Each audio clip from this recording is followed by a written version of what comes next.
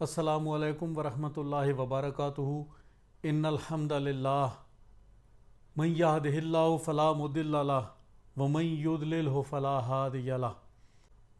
جس کو اللہ ہدایت دے اسے کوئی گمراہ نہیں کر سکتا، اور جس کو اللہ گمراہ کر دے اس کو کوئی ہدایت نہیں دے سکتا۔ بحمد اللہ تعالی رمضان المبارک کا آغاز ہو چکا، گو کہ اعلان لیٹ ہوا پاکستان میں، کچھ لوگ نماز تراویح ادا کر سکے، کچھ نہ کر سکے، اور ظاہر ہے باجماعت تو ممکن نہ تھی کیونکہ کافی دیر ہو چکی تھی۔ تو انشاءاللہ کل باقاعدہ رمضان المبارک کی نماز تراویح میں تلاوت کا آغاز ہو جائے گا۔ تو جن کی جو نماز تراویح نہ بھی پڑھ سکے تو یہ حضور علیہ الصلاۃ والسلام کے دور مقدس میں تو صرف 3 دفعہ پڑھی گئی، باقی حضرت عمر بن خطاب رضی اللہ تعالیٰ عنہ نے اس کا باقاعدہ آغاز فرمایا، تو ان کے حساب سے تو سنت مؤکدہ ہی ہے۔ ارشاد باری تعالیٰ ہے یا ایھا الذین آمنوا کتب علیکم الصیام کما کتب علی الذین من قبلکم لعلکم تتقون۔ اے ایمان والو، تم پر روزے فرض کیے گئے جیسے کہ تم سے پہلے لوگوں پر فرض تھے، تاکہ تم پرہیزگار بن جاؤ۔ تو کچھ اس رمضان المبارک میں ہم نے سوال و جواب کا سلسلہ شروع کیا ہے، تو کچھ سوالات ہمارے پاس پہنچے ہیں۔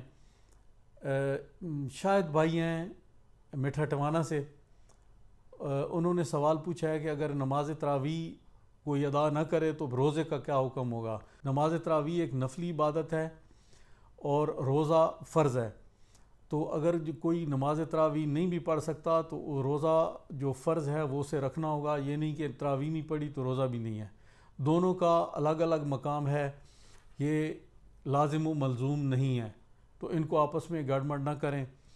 یہ عامر صاحب ہیں جبی شریف سے، انہوں نے سوال پوچھا ہے کہ کیا اذان کے دوران ہم کھا پی سکتے ہیں؟ تو محترم، وہ ایک حدیث ہے جو لوگوں کو کنفیوز کرتی ہے کہ عبداللہ بن ام مکتوم کی اذان تمہیں کھانے پینے سے نہ روکے، تو لوگ سمجھتے ہیں کہ شاید اس وجہ سے وہ کھانا پینا جائز ہو گیا ہے کہ آپ اذان کے دوران کھا سکتے ہیں۔ تو جو لوگ حج یا عمرہ کر چکے ہیں تو ان کو معلوم ہوگا کہ حرمین شریفین میں تہجد کی اذان ہوتی ہے۔ تو عبداللہ بن ام مکتوم حضور علیہ الصلاۃ والسلام کے نابینا صحابی تھے، تو یہ اذان تہجد دیتے تھے، تو تہجد کی اذان فجر کی اذان نہیں ہوتی، تو اس میں تو لوگ کھا پی سکتے تھے، لیکن اس کو کنفیوز نہ کیا جائے کہ جب اذان ہو رہی ہو تو آپ کھا پی سکتے ہیں۔ تو آج کل تو یہ بالکل عذر بنتا ہی نہیں ہے، ہر ایک کے پاس گھڑیاں ہیں، اور مساجد میں بھی اعلان ہو رہے ہوتے ہیں کہ اتنا ٹائم رہ گیا ہے، تو آپ اذان کے ٹائم سے 5 منٹ، کم از کم 5 منٹ پہلے کھانا پینا بند کر دیں۔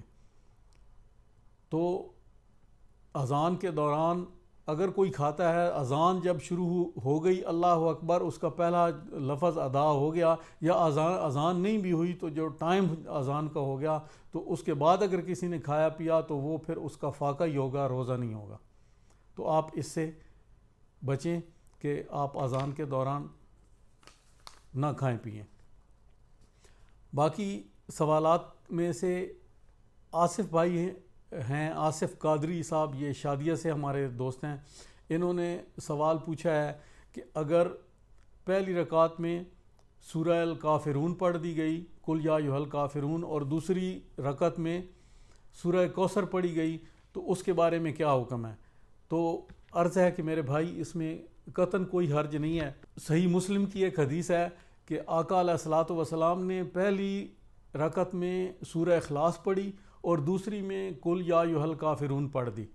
تو نماز میں سورت کا آگے یا پیچھے ہو جانا اس میں کوئی حرج نہیں ہے، کسی مسلک میں اس پہ کوئی اعتراض نہیں ہے سوائے احناف کے، ان کے نزدیک یہ مکروہ تحریمی ہے، لیکن کوئی ٹھوس دلیل وہ بھی نہیں پیش کر سکتے، نہ اس کے بارے میں کوئی حدیث ہے کہ اس طرح آپ نہیں کر سکتے، بلکہ آقا علیہ الصلاۃ والسلام کے عمل مبارک سے یہ ثابت ہے کہ پہلے سورہ اخلاص پڑھی گئی اور پھر سورہ الکافرون پڑھی گئی۔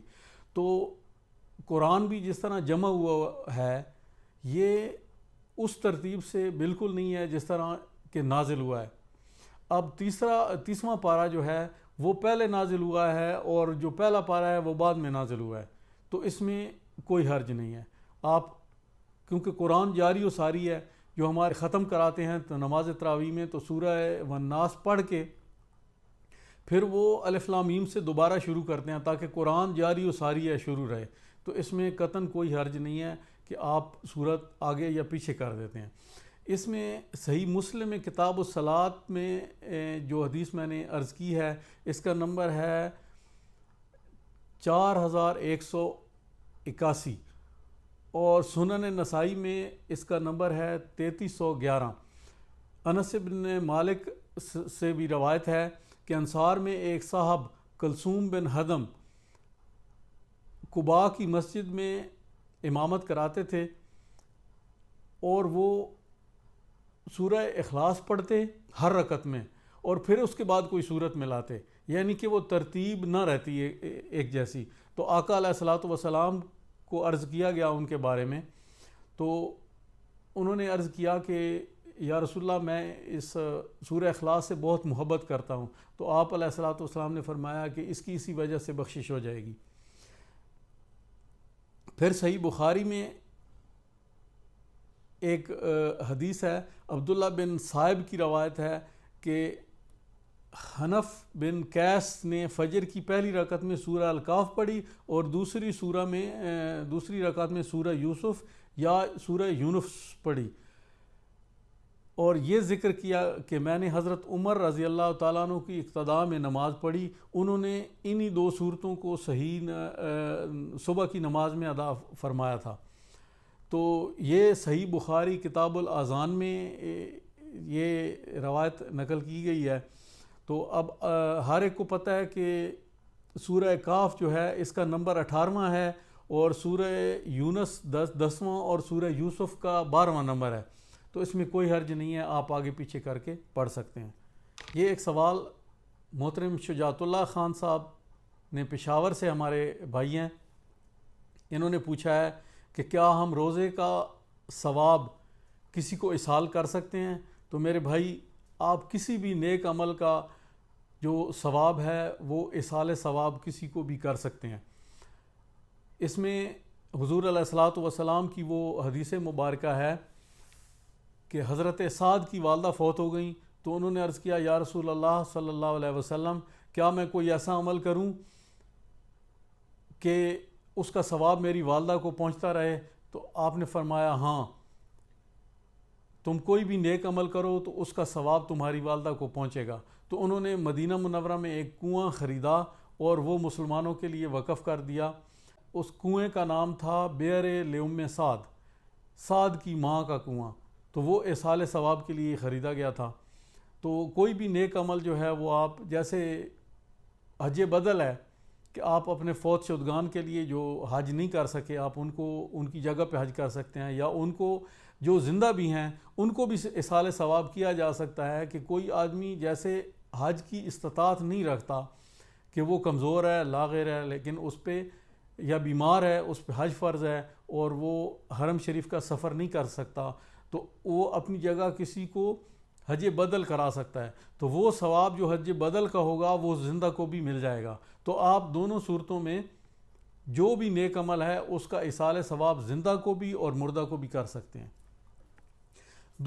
دوسرا شجاعت اللہ خان صاحب کا پشاور سے ایک اور سوال تھا کہ ہم نماز پڑھتے ہیں ایک مسجد میں، اور قرآن کے اگر تیسرا پارہ یا چوتھا پارہ پڑھ رہا ہے اور قاری صاحب، اور کیا ہم سفر پہ جاتے ہیں تو وہاں پہ نماز پڑھتے ہیں تو وہاں کوئی قرأت کسی اور پارے کی 6 یا 7ویں کی ہو رہی ہوتی ہے، پھر ہم جب واپس آتے ہیں تو اپنے قاری صاحب 8ویں یا 9ویں پہ پہنچتے ہیں، تو اس کا کیا ہمیں کوئی گناہ تو نہیں ملے گا؟ تو شجاعت اللہ خان صاحب، اس کا کوئی گناہ نہیں ہے۔ نماز تراویح میں آپ قرآن پاک کے علاوہ کوئی صورتیں بھی پڑھ سکتے ہیں، بھائی یہ نہیں کہ پورا قرآن آپ نے ختم کرنا ہے، تو وہ نماز بھی ہو جائے گی۔ تو اس طرح یہ ترتیب آگے پیچھے ہونا کوئی اس میں آپ کے کو گناہ نہیں ہے، آپ بے فکر رہیں، کر سکتے ہیں آپ ایسا۔ اس کے علاوہ اگر کچھ بھائیوں کے سوالات ہوں تو میں مختصر وقت میں یہی ٹائم اتنا ہی رکھتا ہوں کہ زیادہ سوالات میں نہیں لے رہا. جو ضروری ہیں کچھ اختلافی مسائل کے سوالات ہیں وہ انشاءاللہ ہم ٹچ نہیں کریں گے. تو آپ اسی ویڈیو کے کمنٹس میں مزید سوالات پوچھ سکتے ہیں. تو انشاءاللہ اگلے پروگرام میں جو 5 رمضان کو ہوگا تو اس میں ان کے آپ کے سوالوں کے جوابات دے دیے جائیں گے. آپ کو اگر کوئی مزید سوالات ہوں تو آپ پوچھ سکتے ہیں. جزاکم اللہ خیر. السلام علیکم ورحمۃ اللہ وبرکاتہ.